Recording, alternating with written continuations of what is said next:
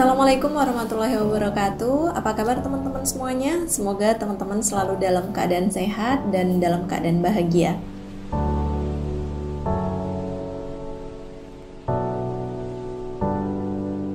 Hari ini kita akan sharing tentang parenting teman-teman. Jadi sedikit tips yang saya pelajarin dan yang saya alami tentang bagaimana parenting itu. Karena sebenarnya parenting itu bukan tentang gimana menjadikan anak kita itu nurut atau menjadikan anak kita itu baik. Tapi parenting itu adalah tentang bagaimana kita mendidik diri kita sendiri. Bagaimana kita menjadi orang tua yang baik. Jadi fokusnya adalah ke diri kita, bukan fokus ke anak-anak kita. Nah, jadi teman-teman seperti biasa saya mau disclaimer dulu sebelum saya mulai pembicaraannya. Jadi di sini saya bukan sebagai ahli anak atau sebagai ahli psikologi, tapi saya berbagi tips apa yang saya pelajarin, kemudian apa yang saya terapkan. Jadi teman-teman, kali ini saya akan membahas tentang bagaimana sih cara supaya anak-anak itu mau dengar nasihat kita. Karena lumayan struggle ya, gimana supaya anak kita itu mau denger apa yang kita bilang gitu. Dan ini bisa diterapkan bukan hanya sama anak-anak kita yang udah dewasa, tapi bisa dimulai dari anak kita yang masih kecil banget, masih bayi. Karena menurut saya nggak ada tuh yang bisa kita mulai dari mulai anak kita tuh udah gede. Jadi sesuatu itu harus dimulai dari anak kita kecil. Kalau dari kecil kita udah mulai hal-hal yang baik, insya Allah pas udah gedenya itu tinggal lanjutin aja teman-teman. Oke, jadi ada beberapa tips yang mau saya bagikan bagaimana untuk menjadikan anak kita itu mau dengar nasihat kita teman-teman. Yang pertama yaitu emotional bonding. Jadi kita harus punya kekuatan emosional, bonding, ikatan emosional dengan anak kita. Karena kalau kita nggak punya ikatan yang baik dengan anak kita, maka anak kita udah pasti nggak mau dengerin kita teman-teman. Sama kayak kita nih, orang dewasa. Kalau kita mau curhat atau kita mau dengerin nasihat atau kita mau minta nasihat deh, pasti kita bakal minta nasihat sama orang yang kita percaya, sama orang yang kita deket sama dia. Kalau misalnya orang itu nggak deket sama kita, orang itu mau nasihatin kita kayak gimana pun, kita pasti nggak mau denger dia. Nah sama dengan anak kita, kalau dia nggak deket sama kita, tentu aja dia nggak mau denger. Itu kenapa kadang ada anak tuh yang kayak, kenapa sih kok dia nggak mau dinasihatin sama aku? Kenapa kok dia nggak mau dengerin apa yang aku bilang? Nah itu karena kita tidak mempunyai emotional bonding yang baik dengan anak kita. Gimana caranya ngebangun emotional bonding itu? Jadi kita menjadikan anak kita itu nyaman dan juga bahagia di dekat kita. Jadi kita itu bukan orang tua yang judgmental atau kita mudah menyalahkan dia atau orang tua yang mudah melabeli gitu, tapi orang tua yang berusaha untuk mengerti. Intinya kita membuat anak kita itu nyaman dan bahagia di dekat kita. Kemudian yang kedua adalah ketika kita mau ngomong sesuatu sama anak kita yang itu harus diterapkan sama anak kita, maka jangan nasihati anak dari jarak jauh. Tapi ketika kita mau menasihati anak, kita dekati anak kita. Jadi kita dekati anak kita, kemudian kalau anak kita masih kecil, masih usia bayi gitu ya, atau balita atau batita gitu. Jadi kita deketin dia, kemudian kita sejajarkan. Jadi kita sejajarkan wajah kita dengan dia, kemudian kita tatap matanya, kemudian kita bilang sama dia. Misalnya kita bilang, "Adek, mama mau adek mandi jam 5 ya," gitu. Jadi kita ngomong sama dia bukan berteriak, tapi kita benar-benar ngadepin dia dari hal-hal sederhana teman-teman. Bukan hanya hal-hal yang penting atau ketika dia udah dewasa nanti atau seperti apa. Jadi kita mulai dari hal-hal sederhana. Ketika kita mau ngomong sama dia, maka kita harus deketin dia, tidak berbicara dari jarak jauh. Kemudian yang ketiga adalah ketika kita mau ngomong sama anak kita mau kasih nasihat, maka kita gunakan bahasa dengan redaksi positif, bukan redaksi yang negatif. Kita tuh kan sering banget ya, kalau misalnya anak kita ngelakuin sesuatu, maka kita sering banget ngomong gini, "Adek jangan lari-lari," atau misalnya, "Adek jangan banyak-banyak ya makan es krimnya." Nah, yang kita gunakan itu adalah redaksi negatif. Ketika kita menggunakan redaksi negatif, maka yang ada di otak anak-anak kita, dia bingung, kalau misalnya nggak boleh makan es krim, terus aku ngapain? Gitu. Terus kalau misalnya aku nggak boleh lari-lari, terus aku ngapain?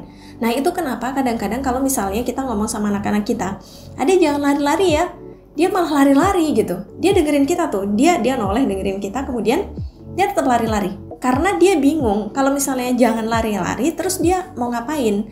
Nah, maka gunakanlah redaksi yang positif. Jadi, tunjukkan sama dia atau katakan sama dia apa yang dia harus lakukan, bukan katakan dengan dia apa yang tidak harus dia lakukan. Jadi kalau misalnya kasusnya anak kita lari-lari itu tadi, maka yang harus kita bilang adalah apa sih sebenarnya yang kita pengen dari anak kita? Misalnya harus duduk yang baik. Jadi kita bilang ketika dia lari-lari, kita bilang, "Adek, mama mau adek duduk ya, duduk yang baik." Atau misalnya, "Adek, hati-hati ya jalannya." Atau, "Adek, hari ini makan es krimnya 1 kali aja ya." Jadi kita lebih fokus dengan hal-hal apa yang harus dia lakukan, bukan apa yang tidak dia lakukan, apa yang jangan dia lakukan. Karena ya itu tadi, kalau misalnya kita fokus dengan yang negatif, maka dia stuck, dia nggak tahu harus ngapain. Nah, tips yang keempat adalah membuat rules yang jelas, teman-teman. Jadi, rules yang jelas ini yang dimaksud adalah kita itu konsisten, dan kalau misalnya kita mau buat rules, jangan katakan ketika sesuatu itu sedang terjadi.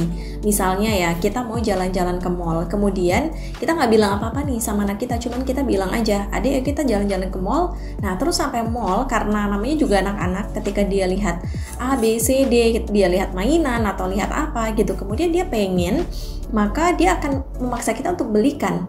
Nah, ketika kita tahu bahwa mainannya tuh gak banyak, jadi dia gak seharusnya beli mainan lagi. Nah, ketika kita berikan rules-nya di on the spot ketika itu terjadi, maka anak kita bisa aja dia marah atau tantrum. Nah, yang harus kita lakukan adalah kita briefing, kita berikan rules itu sebelum sesuatu itu terjadi. Jadi kalau misalnya kita mau ke mall dan kita tahu bahwa anak kita udah punya banyak banget mainan, sementara di mall udah pasti banyak toko mainan, maka kita bilang dulu sebelum berangkat. Jadi kita bilang, "Adek, hari ini kita mau ke mall. Nah, nanti di mall itu kita bakal datang, kemudian sampai sana kita bakal makan, terus kita jalan-jalan sebentar, habis itu kita pulang." Nah, di situ jelas bahwa apa aja yang bakal kita lakuin di situ. Kalau misalnya ternyata anak kita di sana lihat mainan, kemudian namanya juga anak-anak, terus dia pengen, yang harus kita lakukan adalah kita ingetin lagi, "Adek, tadi kita udah buat perjanjian, udah buat kesepakatan bahwa kita ke mallnya itu kita cuma mau makan sama jalan-jalan, habis itu kita pulang." Nah, dengan seperti itu, kalau kita lakukan berulang-ulang, maka kemungkinan besar anak kita bakal mengerti, karena memang kita menerapkannya secara konsisten. Tapi kalau misalnya tiba-tiba, karena anak kita tidak punya persiapan apa-apa, tiba-tiba kita tidak membolehkan dia beli mainan, dan kemungkinan dia tantrum itu bakal lebih besar. Kemudian yang kelima adalah soundingkan berulang-ulang, teman-teman. Jadi, jika percobaan pertama atau tips-tips yang sudah saya jelaskan itu tadi sudah kita terapkan, tapi kemudian anak kita masih belum sepenuhnya dengar, maka ya itu wajar aja, namanya juga anak-anak. Tapi kemudian kita soundingkan berulang-ulang. Nah, itu akan membuat lama-lama dia mengerti. Karena sebenarnya anak-anak tuh pinter banget ya. Jadi kadang kita mikir bahwa anak-anak kita tuh belum ngerti gitu, tapi sebenarnya dia sangat-sangat mengerti. Jadi ketika kita ajak ngomong dia seperti orang dewasa, itu dia kayak udah dengerin kita, dan sebenarnya otaknya tuh juga bekerja gitu, teman-teman. Dan kalau kita lakukan itu berulang-ulang, maka akan terekam di otak anak, kemudian dia bakal mengerti dan dia bakal ngelakuin apa yang kita bilang. Kalau kita lakukan itu dari dia kecil, kemudian sampai dia dewasa, sampai dia remaja, kemudian dewasa, maka insya Allah anak kita menjadi anak yang baik gitu. Karena sebenarnya ya kita perbaiki dulu cara kita gitu, kemudian nanti anak kita yang akan menjadi anak yang baik. Kemudian tips yang terakhir adalah ketika kita mau ngomong sesuatu sama anak kita atau kita mau kasih nasihat sama anak kita, yang harus kita lakukan adalah ketika kita ngomong sama dia, berbicaralah dengan penuh respect, dengan penuh penghormatan, dan juga penuh dengan kasih sayang.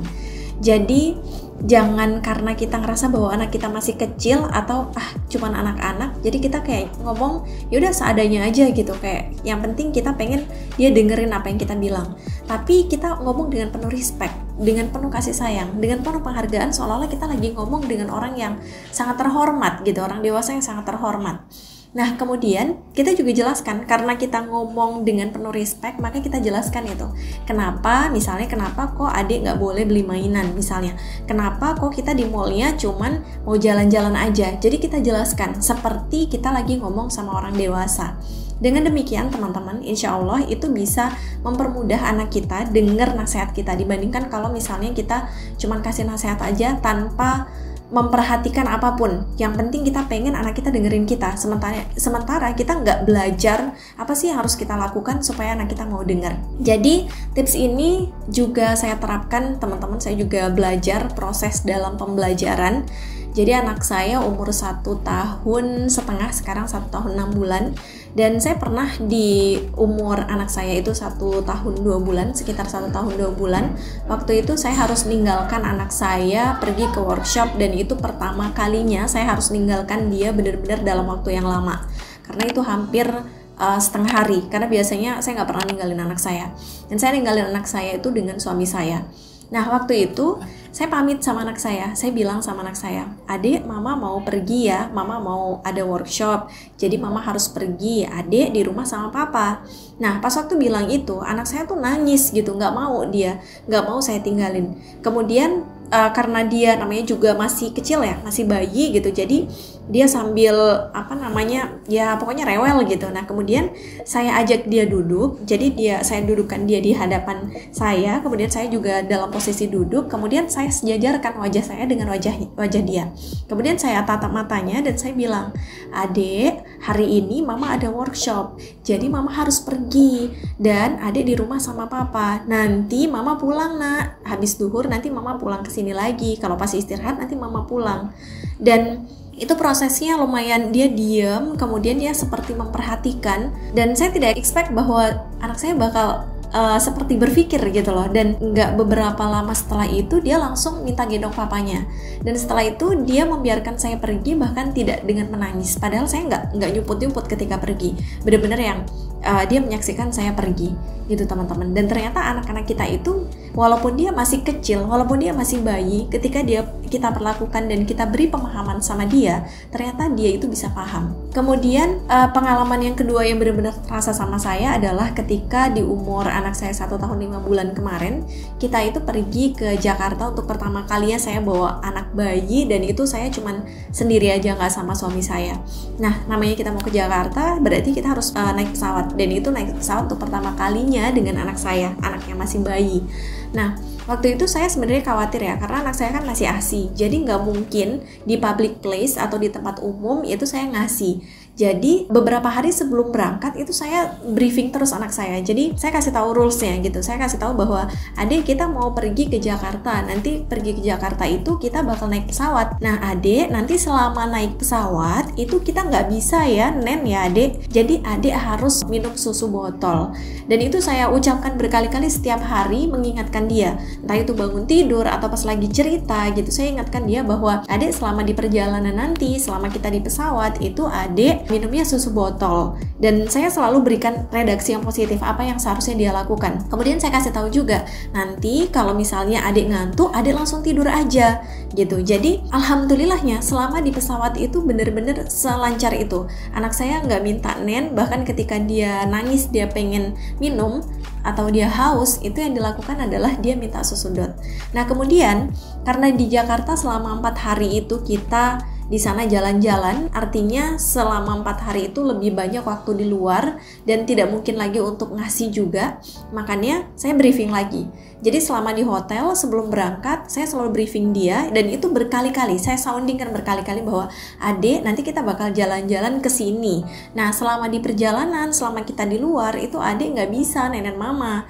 Jadi adik harus minum susu botol. Dan itu terjadi teman-teman ketika lagi di mobil itu anak saya tuh pengen ngasih gitu dia, karena dia ngantuk. Nah, pada waktu itu saya langsung ngingetin dia, adik kan mama sudah bilang ya kalau kita di jalan itu nggak boleh nenen mama, jadi adik harus minum susu botol.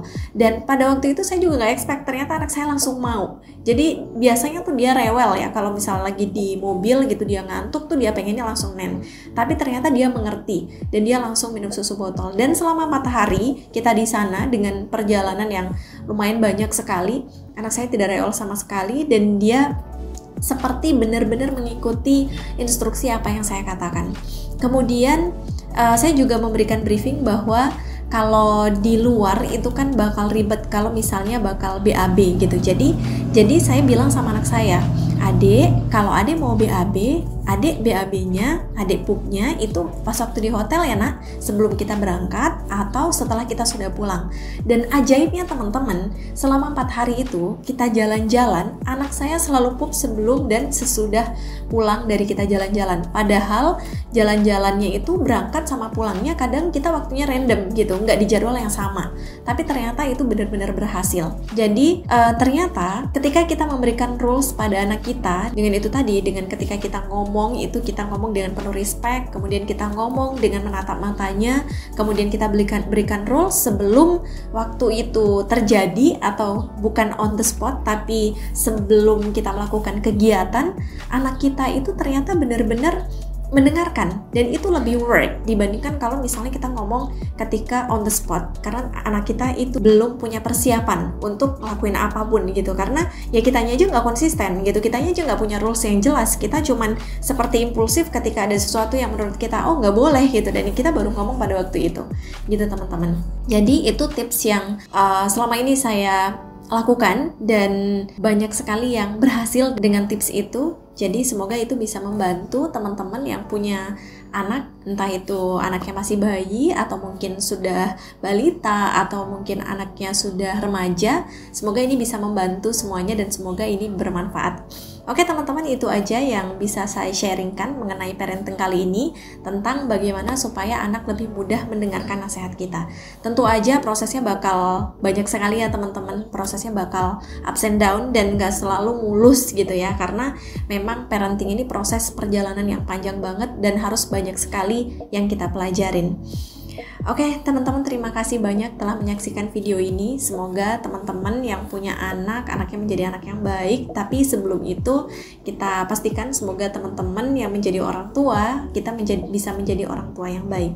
Karena sejatinya semakin saya menjadi orang tua, semakin saya pelajari bagaimana menjadi orang tua, ternyata bukan menjadikan anak itu gimana, tapi lebih fokus berdoa dan lebih fokus mengusahakan supaya diri saya atau kita sebagai orang tua itu menjadi orang tua yang baik, menjadi orang tua yang soleh dan soleha. Karena ketika kita sudah baik, ketika kita sudah soleh, menjadi orang tua yang soleh dan soleha, maka insya Allah anak kita bisa mengikuti. Jadi fokusnya ke diri kita, bukan fokus ke anak kita. Terima kasih teman-teman, semoga bermanfaat dan jangan lupa like, share, dan komen videonya. Kalau misalnya teman-teman mau merekomendasikan bahasan apa yang mau dibahas lagi di video selanjutnya, atau mungkin teman-teman lagi struggling atau menghadapi apa tentang anak-anaknya. Semoga semuanya lancar, semoga semuanya bahagia, semuanya sehat. Terima kasih. Wassalamualaikum warahmatullahi wabarakatuh.